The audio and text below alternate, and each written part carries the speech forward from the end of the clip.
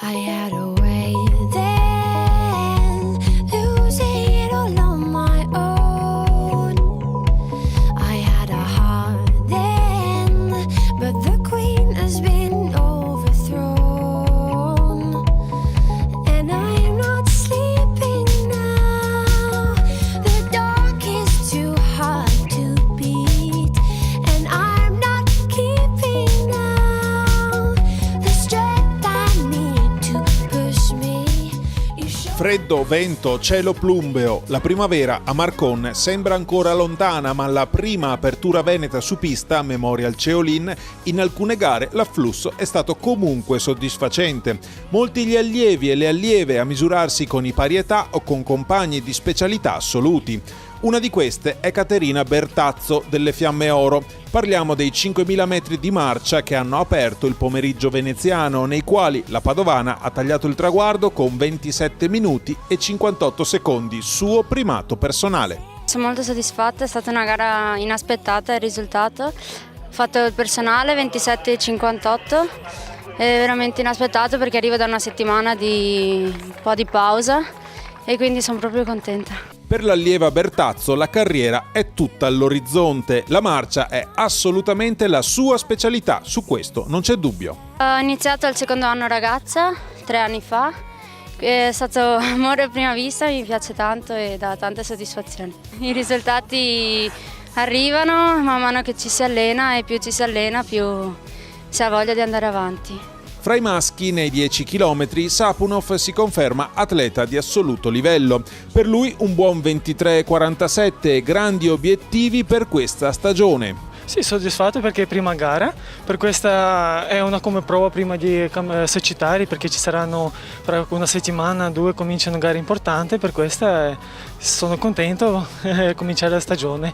Un po' vento disturbava, ma va benissimo perché adesso è fresco, sto bene, cerco di prepararmi al meglio per 10 km le prossime gare. Bella gara femminile di disco, 37,95 per la junior Ilaria Collini di Assindustria Padova, 37,40 per la coetanea Elena Sartori e 36,85 per l'allieva Giulia Camporese. Dicevamo molti allievi, buona parte dei quali l'anno scorso erano ancora cadetti in una rappresentativa, quella veneta, che ha sbaragliato ogni concorrenza vincendo a Jesolo il titolo nazionale. Negli ostacoli si è vista Elena Marini. È stata una bella esperienza, non me l'aspettavo così emozionante e anche se la mia gara non è andata proprio così bene come speravo, insomma, mi sono divertita. Mi ha fatto venire voglia di impegnarmi di più. Come lei, molti altri hanno ripreso l'attività nella categoria allievi con rinnovato entusiasmo, grazie alla fantastica esperienza maturata a Jesolo. Ecco nel giavellotto Fabrici e Zinelli, quest'ultimo campione italiano cadetti in carica. Mi ha dato uno stimolo in più per fare meglio in tutte le gare. Sì, ha dato delle nuove emozioni che non avevo provato prima. In più con gente che non conoscevo, è stato anche più incoraggiante, insomma. Per loro subito nuovi obiettivi da raggiungere con l'attrezzo leggermente più pesante. Superare il personale che avevo l'anno scorso, anche se era col giavellotto di un etto in meno, però insomma superare questi 58. Cercare di migliorare ancora il record sociale impegnandomi di più negli allenamenti. Fra gli altri nel giavellotto interessante 52,86 per il moldavo d'adozione padovana Anatol Yazan della Vissabano classe 1996 e per il ventenne trevigiano Mauro Fraresso della Silca Ultralight che ha lanciato a 64,23 sfiorando il record personale. Sono arrivato primo con 64, misura discreta. Ultimo lancio purtroppo nullo da personale, di poco però nullo purtroppo. E sì, ci sono ampi margini di miglioramento, quindi si vedrà più avanti. Obiettivi sicuramente rivincere il titolo italiano estivo e piazzare una bella misura, speriamo sopra i 70. Applausi anche nel peso allievi dove il trevigiano Luciano Boidi di Treviso Atletica ha lanciato a 16,62 sfiorando il primato personale siglato quest'inverno al coperto. Secondo con 15,46 il vicentino Filippo Vaidanis. Nella velocità ha fermato per primo il cronometro ancora Treviso Atletica con Samuel Nombo, originario del Burkina Faso. Per lui l'obiettivo stagionale è andare sotto gli 11 secondi. Ho fatto 11,17, veramente è stato bello.